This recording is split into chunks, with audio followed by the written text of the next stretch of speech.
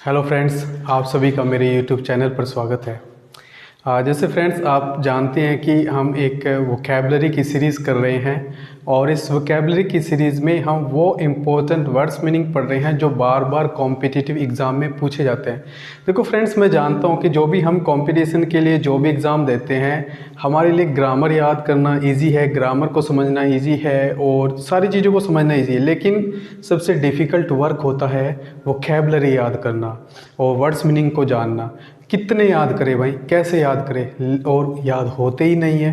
देखो, जब तक आप वर्ड्स मीनिंग को सीधा सीधा याद करते रहेंगे तब तक वो कभी भी याद नहीं होंगे, आप उनको बार बार भूलते रहेंगे। लेकिन मैं आपको बताता हूँ कि वर्ड्स मीनिंग को याद करने के सिर्फ दो ही तरीके हैं जो सबसे बेस्ट तरीके हैं। पहला तरीका है, आप भाई वर्ड्स मीनिंग को लिंक करके पढ़ो। सोचो, दिमाग में कुछ ना कुछ उल्टा सीधा वर्ड्स मीनिंग के बारे में बनाओ। जब आप इस तरह से सोचना स्टार्ट करोगे ना, तो डेफिनेटली आपसे वर्ड मीनिंग जो है याद होने स्टार्ट हो जाएंगे और आप किसी भी वर्ड मीनिंग को इजीली याद कर सकते हैं। देखो, अब आप कहोगे कि लिंक करके उल्टा सीधा लिंक करेंगे तो फिर उससे मतलब वर्ड्स मीनिंग कैसे याद होंगे। देखो, जब हम एग्ज़ाम के अंदर बैठते हैं तो हमने जो अपना वर्ड लिंक किया हुआ है उसका हमें लिंक याद आ जाता है एकदम से वर्ड देखते ही, और जब लिंक याद आ जाता है तो वर्ड का मतलब हमें समझ में आ जाता है और हम उसको क्लिक कर देते हैं। और दूसरा तरीका क्या है कि जब आप वर्ड को लिंक से एक बार याद हो जाएगा और फिर वो वर्ड आपके सामने बार बार रिपीट होगा तो वो क्या हो जाएगा कि आप लिंक भी भूल जाओगे, आप लिंक छोड़ दोगे, अपनी तरफ से छोड़ दोगे, क्योंकि वो वर्ड जो है आपके माइंड में सेट हो चुका होगा। दूसरा तरीका है, आप वर्ड मीनिंग की प्रैक्टिस करो, आप उन पर बार बार सेंटेंस बनाओ, या फिर आप स्पोकन इंग्लिश कर रहे हो तो उनको बार बार बोलो। लेकिन भैया, स्पोकन इंग्लिश करते हुए हम ज़्यादातर ईजी वर्ड्स यूज़ करते हैं और इतने सारे वर्ड्स कैसे यूज़ करें। दूसरा, अगर हम सेंटेंस बनाएं, लिखें, कितना लिखें भाई, और कैसे मतलब माइंड में लाएं कि सिनोनिम्स यूज़ करने हैं, ये वर्ड यूज़ करने हैं, ये वर्ड के यूज़ करने हैं, तो बड़ा ही मुश्किल काम हो जाता है। तो मेरा मानना यह है कि अगर आप ज़्यादा से ज़्यादा वोकैबलरी याद करना चाहते हैं तो उसको लिंक करके पढ़ें, और यही बेस्ट वे है। और लिंक आप अपने मन से कुछ भी क्रिएट कर सकते हैं जो तुम्हें अच्छा लगे, जिसे तुम याद रख सकते हो।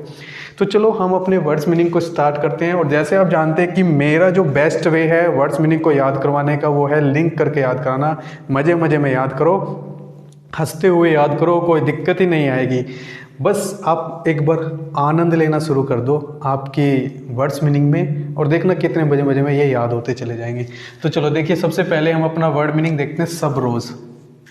सब रोज़, अब देखो भाई, सब रोज़ एक दिन मैं अपनी जीएफ से मिलने के लिए गया, और अब जाऊंगा तो कोई ऐसे थोड़े ना जाऊंगा। मैंने एक फूल ले लिया और मैंने कहा, लो तुम्हारे लिए फूल लाया हूँ।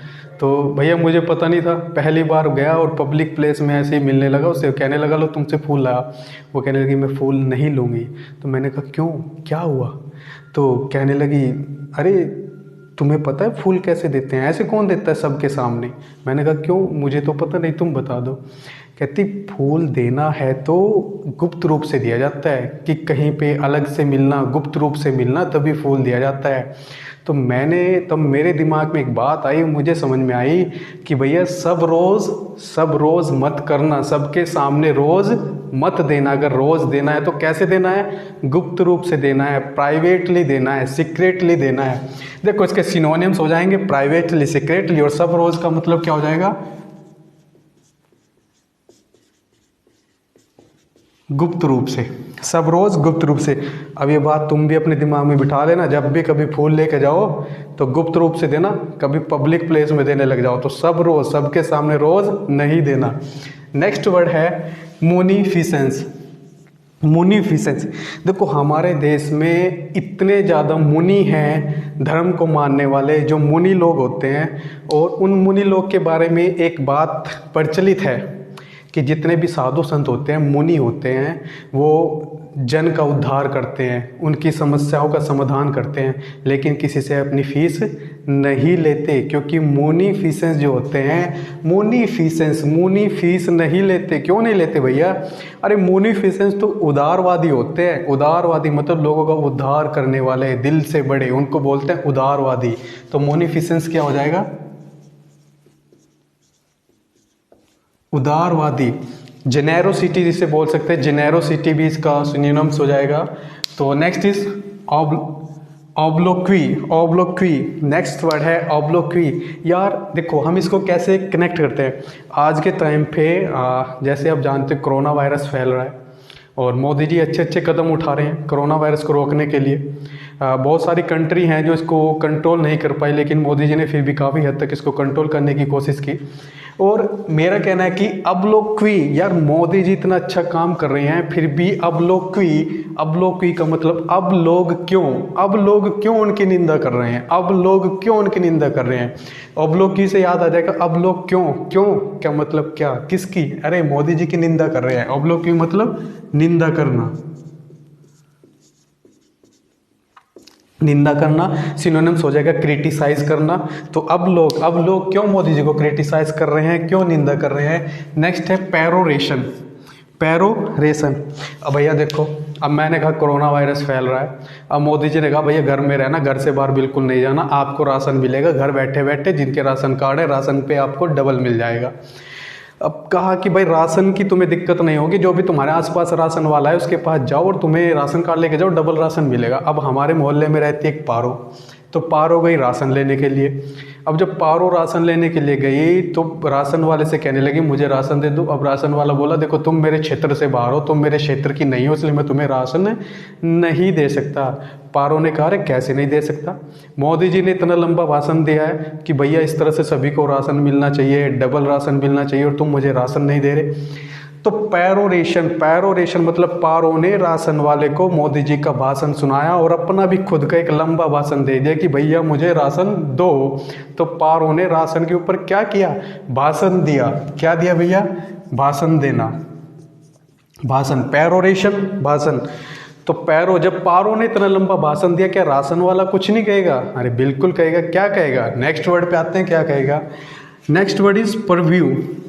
क्या है, परव्यू। देखो परव्यू, अब देखो पारो को राशन वाला कहता है परे व्यू। देखो व्यू का मतलब होता है देखना, VIEW व्यू, व्यू का मतलब होता है देखना, और राशन वाला कहता है परे देखो, परे व्यू, पर व्यू करो तुम। अब वो कहती परे व्यू क्या करो, पर व्यू का मतलब तुम कहीं और जाकर देखो क्योंकि तुम मेरी सीमा क्षेत्र की नहीं हो, कहीं और व्यू करो, पर व्यू करो। तो पर व्यू का मतलब क्या हो जाएगा, सीमा या क्षेत्र, है ना, सीमा या क्षेत्र। पर व्यू, परे जाके व्यू करो क्योंकि तुम मेरी क्षेत्र की नहीं हो। नेक्स्ट इज इकोनोक्लास्ट, इकोनोक्लास्ट, इकोनोक्लास्ट से देखो हम क्या समझते हैं, इकोनोक्लास्ट। अरे हमारे देश में बहुत सारे ऐसे लोग, ऐसे असामाजिक तत्व पैदा हो चुके हैं जो मूर्तियों को तोड़ रहे हैं। तो जो मूर्तियों को तोड़ रहे हैं, तो मेरा तो उनके लिए एक ही कहना है, भैया इनको पकड़ो और इनको लास्ट में ले जाओ कहीं और इनकी बढ़िया सी एक क्लास लगाओ। क्या करो, इनको पकड़ो लास्ट में ले जाओ और एक बढ़िया सी क्लास लगाओ, इनको करो, क्योंकि ये क्या है, ये है इकोनोक्लास्ट। इकोनोक्लास्ट मतलब मूर्ति भंजक,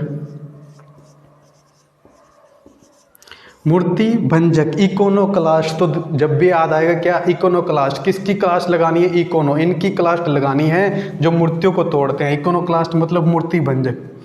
नेक्स्ट इज पैलेंटोलॉजी, पैलेंटोलॉजी तो स्टडी ऑफ फॉसिल, जिसे बोलते हैं जीवाश्म का अध्ययन या जीवाश्म विज्ञान, उसे बोलते हैं पैलेंटोलॉजी। देखो ये हम कैसे इसको लिंक करेंगे, पैलेंटो मतलब प्लांट और प्लांट मतलब लॉजी। अगर तुम प्लांट के लॉजिक मतलब ये प्लैनेट से कनेक्ट कर लेते हैं, प्लैनेट, ये जितना भी प्लैनेट है, अगर तुम इस पूरे प्लैनेट के लॉजिक को जानना चाहते हो तो तुम्हें क्या करना पड़ेगा, जीवाश्म के अध्ययन करना पड़ेगा। देखो भाई, चाहे धरती हो, आकाश हो, कुछ भी हो, और हमारे यहाँ जीवन की जो उत्पत्ति हुई है, प्लैनेट की जो उत्पत्ति हुई है, हम कैसे पता लगाते हैं, हम जीवाश्म ही तो खोजते हैं, जीवाश्म खोजते हैं और उनसे पता लगाते हैं कि किस चीज़ की कैसे उत्पत्ति हुई, कहाँ कैसे यहाँ पर पानी आया। तो हर चीज़ के अध्ययन जो होता है वो जीवाश्म से अध्ययन होता है। और अगर तुम पूरे विश्व का अध्ययन करना चाहते हो, प्लैनेट का अध्ययन करना चाहते हो, तो सबसे पहले जीवाश्म का अध्ययन करना पड़ेगा।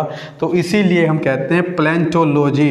अगर तुम पूरे प्लैनेट का अध्ययन करना चाहते हो, उसके लॉजिक को जानना चाहते हो, तो सबसे पहले क्या करो, जीवाश्म का अध्ययन करा। प्लैंटोलॉजी मतलब जीवाश्म का अध्ययन।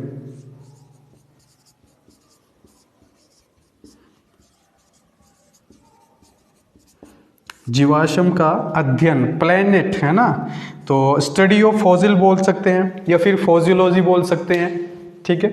नेक्स्ट इज जी जे जून।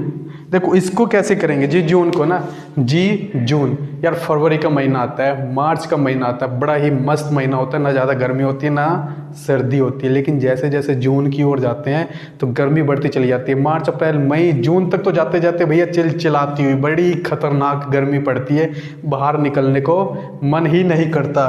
तो जी जून तक आते आते हम लोग भी कैसे हो जाते हैं, हम लोग भी सुस्त हो जाते हैं, रूखे हो जाते हैं, मतलब हम लोगों में अपनी कोई रुचि ही नहीं बचती किसी कार्य में। तो इसको बोल सकते हैं शुष्क या रूखापन, शुष्क होना या रूखा होना, या बोल सकते हैं इन इंटरेस्टिंग होना या डल टाइप होना, बोरिंग होना, दैट इज बोरिंग, है ना। तो जून का महीना कैसा होता है, बोरिंग होता है, बड़ा ही इन इंटरेस्टिंग होता है, तो इसको बोल सकते हैं शुष्क होना या रूखा होना। Next is पोलेमिक। पोलेमिक को कैसे स्टडी करेंगे, पोलेमिक। अब देखो भैया, अब राशन की आजकल जैसे मैंने कहा कोरोना वायरस चल रहा है, लोगों की राशन की लाइनें लग रही हैं। अब राशन पे लोग क्या करते हैं, अरे भैया पहले मुझे लेने दे, पहले मुझे लेने दे, पहले करते करते हो गया पोलेमिक मतलब क्या, वाद विवाद। क्या हो गया भैया, वाद विवाद होना, ठीक है। तो जिस तरह से आर्गुमेंटिव टाइप होना, जैसे आर्गुमेंट हो जाता है, उसी तरह से पोलेमिक मतलब वाद विवाद होना। नेक्स्ट इज एमोरफस का मतलब क्या, देखो इसको कैसे लिंक करेंगे, एमोरफस, ए मोर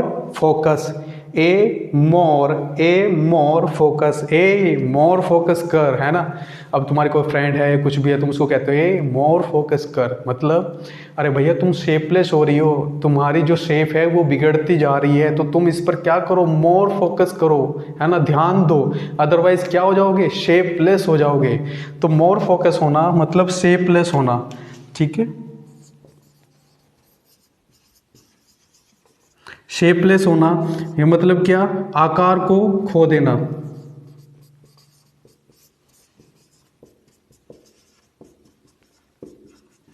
शेपलेस होना, आकार को खो देना, दैट इज एमोरफस। तो देखो नेक्स्ट वर्ड है, देखो नेक्स्ट वर्ड पे जाने से पहले मैं आपको कहूँगा कि आपको ये वर्ड, जितने भी मैं वर्ड्स आपको पढ़ा रहा हूँ, सारे वो वर्ड्स हैं जो कॉम्पिटिटिव एग्जाम में आ चुके हैं या बार बार एसएससी एनडीए और बैंक में पूछे जाते हैं। तो बड़े ही इंपॉर्टेंट वर्ड मीनिंग है, मैं वही वो कैब्स लेता हूँ जो एग्जाम में आ चुकी है। और देखो ज़्यादातर वो कैब और जो स्पोकन में हम यूज़ करते हैं, स्पोकन के लिए भी हमें वोकैबुलरी की रिक्वायरमेंट है। तो इन वर्ड को हम इसी तरह से एक बार लिंक करके याद करते चले जाएं तो देख लेना तुम्हारे कैसे तुम्हारा वो कैब पावर जो है वो बिल्ड हो जाएगी, पता भी नहीं लगेगा। तो नेक्स्ट वर्ड है ऑब्लेशन। ऑब्लेशन के ऊपर आते हैं, ऑब्लेशन। देखो भैया मैंने ज़्यादातर आज के जो वर्ड मीनिंग है कोरोना वायरस को देखते हुए ज़्यादातर उन्हीं चीज़ों से लिंक कर दिया है। ऑपरेशन, देखो अब हम यूपी से हैं तो यूपी में योगी आदित्यनाथ जी हैं, उन्होंने चला रखा है ऑपरेशन। ऑपरेशन मतलब क्या कि भाई सभी को साथ मिलना है और कोरोना वायरस को हराना है। और कोरोना वायरस को हरा देंगे, जब हम हरा देंगे तो हम क्या करेंगे, देखो भाई योगी आदित्यनाथ जी हैं, सबसे पहले क्या करेंगे तुम सोचो, अरे भैया सबसे पहले मंदिर में ही जाएंगे और भगवान जी को चढ़ावा चढ़ाएंगे, यही करेंगे या कुछ और करेंगे, डेफिनेटली यही करेंगे और कुछ तो नहीं करेंगे। तो सबसे पहले ऑब्लेशन का मतलब जब भी उनका ऑपरेशन सक्सेसफुल होगा तो वो ऑब्लेशन करेंगे। ऑब्लेशन मतलब क्या, चढ़ावा। ऑब्लेशन मतलब चढ़ावा या ऑफरिंग जिसे बोलते हैं या फिर गिफ्ट बोल सकते हैं, ठीक है। तो ऑब्लेशन मतलब हो गया चढ़ावा। नेक्स्ट है फीजर। देखो फीजर और सीजर, सीजर का मतलब आप जानते हो कैंची होती है। जब भी कैंची से हम कोई चीज़ काटेंगे तो क्या हो जाएगा, कुछ नहीं होगा भैया, सीजर है तो फीजर करेगी, क्या करेगी, सीजर है तो फीजर करेगी। फीजर का मतलब क्या हो गया, किसी भी चीज़ का मतलब फट जाना या उसमें दरार हो जाना या एक खांचा सा बन जाना, ग्रूव हो जाना, ग्रूव हो जाना, ठीक है। तो किसी चीज़ में दरार पड़ना, किसी चीज़ में फटना, तो उस चीज़ को हम बोलते हैं फीजर होना, ग्रूव हो जाना किसी चीज़ में, ठीक है। Next is government. देखो गवर्नमेंट वर्ड एक बार फिर से आ गया, इससे पहले मैंने पढ़ाया था गवर्नमेंट, वो था गवर्नमेंट, ये है गवर्नमेंट। और मैंने कहा जब भी गवर्नमेंट हो या गवर्नमेंट हो, और गवर्नमेंट आपको पता है चाहे गवर्नमेंट वो स्टेट गवर्नमेंट हो या सेंट्रल गवर्नमेंट हो, गवर्नमेंट तो चटोरी होती है भैया, जो भी मिल जाए उन लोगों ने खाना ही खाना है, ठीक है, आधे से ज़्यादा पचाना है और जो बच जाए वो ही जनता में जाना है। तो गवर्नमेंट कैसी होती है? चटोरी। तो गवर्नमेंट का मतलब भी चटोरा, गवर्नमेंट का मतलब भी क्या? चटोरा। Next is मैकवेलियन। मैकवेलियन, मैकवेलियन से आप देखो क्या समझने, अगर मैं इसको किसी बच्चे को पढ़ने के लिए कहूँ तो वो क्या कहेगा? मैकवेलियन, वो कहेगा MACHIA, मच्छी वेलियन, मच्छी वाला। तो देखो मच्छी वाला, यहाँ से हम क्या समझ में? मच्छी वाला। अब भैया मैं भी मच्छी कभी कभी खरीदने चला जाता हूँ, जब मैं मच्छी वाले के पास जाता हूँ पता है क्या करता है? कहीं उसका सिर तोल दिया, कहीं उसका कुछ तोल दिया, मतलब खाने पीने का उसमें हिस्सा बहुत कम होता है और उल्टी सीधी चीज़ें, फालतू की चीज़ें तोल देता है। तो मच्छी वाला कैसा है? अरे मेरा मच्छी वाला तो भैया धूर्त है, चालाक है, लूटता है लोगों को। तो मच्छी वाला मतलब मैकियावेलियन मतलब क्या? धूर्त होना, डिसीटफुल होना, कनिंग होना, सिनोनिम्स है, कनिंग होना, डिसीटफुल होना। Next is Maverick. Maverick, Maverick, देखो मैवरिक, विरिक, विरिक, इससे पता लग रहा है विरिक, और साथ में एकदम दिमाग में आता है ब्रिक। ब्रिक का मतलब होता है ईंट, है ना? मैवरिक। अब तुम कहते हो मैवरिक मुंह में ब्रिक, अरे मुंह में ब्रिक रख ले भाई, मैं क्यों रखूँ भैया मुंह में ब्रिक? अरे मैं ईंट क्यों रखूँ मुंह में? तुम्हें पागल दिख रहा हूँ क्या? सन की थोड़ा ही हूँ मैं। तो मैवरिक मतलब क्या? सन की। मैवरिक मतलब क्या? सन की, है ना? मैवरिक मतलब सन की। और मैवरिक देखो, सन की से एक और वर्ड मुझे याद आ रहा है जो मैं पहले आपको वीडियो में पढ़ा चुका हूँ, आइडियोटिक। जो लोग नए नए आइडिया देते रहते हैं, क्यों एक आइडिया पे टिकते नहीं, वो आइडियोटिक होते हैं। कैसे होते हैं? आइडियोटिक, सन की। Next is protein. Protein, protein का मतलब भैया चंचल। जो लोग प्रोटीन खाते हैं तो शरीर में उनकी ताकत भी होती है, फुर्ती भी होती है, और वो माइंड से क्या होते हैं? चंचल। चंचल मतलब हमेशा नए नए आइडिया आते रहेंगे, खेलते रहेंगे, कूदते रहेंगे, जंप करते रहेंगे, बिल्कुल चंचल होंगे। और वो क्या होंगे? चंचल किस तरह के? मतलब अनचेंजेबल, ठीक है, सॉरी चेंजेबल, जो बार बार बदलते रहें, दैट इज प्रोटीन, चेंजेबल। ठीक है, इसको क्या लिखेंगे? चंचल। अब चंचल, और चंचल से मैंने एक और वर्ड पढ़ाया था आपको पहले वीडियो में, प्रोफीन। प्रोफीन का मतलब जो गर्मी आने के पहले से ही फैन चला के बैठ जाते हैं जो लोग, वो क्या होते हैं? प्रोफीन होते हैं, माइंड से चंचल होते हैं। Next is सैचुरिन। सैचुरिन भैया कोरोना वायरस के चलते हुए, फिर से कोरोना वायरस के चलते हुए 1 सप्ताह बीत चुका है और मैं घर पे ही बैठा हुआ हूँ, कोई काम ही नहीं मिल रहा। अरे यार सोमवार गया, मंगलवार गया, बुधवार गया, आते आते सैटरडे आ गया भैया, सैचुरिन। और मैं सैटरडे नाइट है आज, मैं सैटरडे नाइट में बैठा हूँ, सोच रहा हूँ कोई काम ही नहीं है, क्या करूँ? तो मैं क्या हूँ? बड़ा ही आज गंभीर मूड में बैठा हूँ। उदास होना, गंभीर होना, उसको बोलते हैं क्या? सैचुरिन। ग्रूमी होना सिनोनिम्स हो सकता है, ग्रूमी होना, दैट इज सैचुरिन, गंभीर। Next is प्रेवेन्यू। प्रेवेन्यू, प्रेवेन्यू से एक वर्ड याद आ रहा है, प्रेवेन्यू, तो मुझे सीधा सीधा याद आ रहा है परवीन, परवीन न्यू, परवीन न्यू। अच्छा मेरा एक फ्रेंड है परवीन, और वो न्यू, न्यू से क्या? अरे भैया नया नया अमीर बना है, कल कहीं से 1-2 लाख रुपए आ गए, 2 बीघा जमीन बेच दी, 4 लाख रुपए कहीं से आ गए। तो परवीन परवेन्यू है, परवीन न्यू है, मतलब नया नया अमीर है। 4 दिन की चांदनी फिर अंधेरी रात है, उसे वो कल अमीर बनाए तो सोचता है कि बस मैं ही मैं हूं। तो परवीन क्या है? नया अमीर। किसी के पास पैसे आ जाएं और वो नया नया अमीर बनाओ, उसको बोलते हैं परवेन्यू। Next is इरेसिबल। इरेसिबल होना, इरेसिबल होना, देखो भैया क्या, अब तुम लोग कोई भी होता है काफ़ी दिमाग से अड़िग हो, क्रोधी हो और एकदम से उग्र हो, लड़ने को टूट पड़े और कहीं पुलिस वुलिस के हाथे चढ़ जाए, 5-4 डंडे लग जाए, आजकल तो सभी को लग रहे हैं, 5-4 डंडे लग जाए, तो आप लोग क्या कहेंगे? अरे भैया रस्सी जल गई पर बल नहीं गए। क्या हुआ? रस्सी जल गई पर बल नहीं गई, इरेसिबल, इस रस्सी के बल नहीं गए। ये तो बिल्कुल वही है टेढ़ी कीड़ जो थी। इरेसिबल मतलब जो लोग क्रोधी होते हैं, जो लोग क्रोधी होते हैं या फिर उग्र होते हैं, उग्र, जो लोग क्रोधी होते हैं या उग्र होते हैं उनको हम बोलते हैं पर रस्सी चल गई पर बल नहीं गए, क्योंकि ये तो उग्र था, उग्र है, जैसा था वैसा है। इरेसिबल होना, इस रस्सी के बल नहीं गए।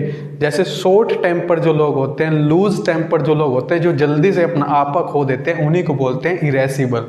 Next is वैक्वस। वैक्यूअस। अच्छा, आप लोग फिजिक्स पढ़ते हो, साइंस पढ़ते हो, उसमें आपने पढ़ा होगा वैक्यूम। वैक्यूम का मतलब होता है निर्वात। जब किसी कंटेनर से या किसी जगह से सारी की सारी हवा निकाल ली जाए और उसके अंदर कुछ ना बचे तो वो हो जाता है वैक्यूम, निर्वात। अब उसके अंदर कुछ नहीं बचा।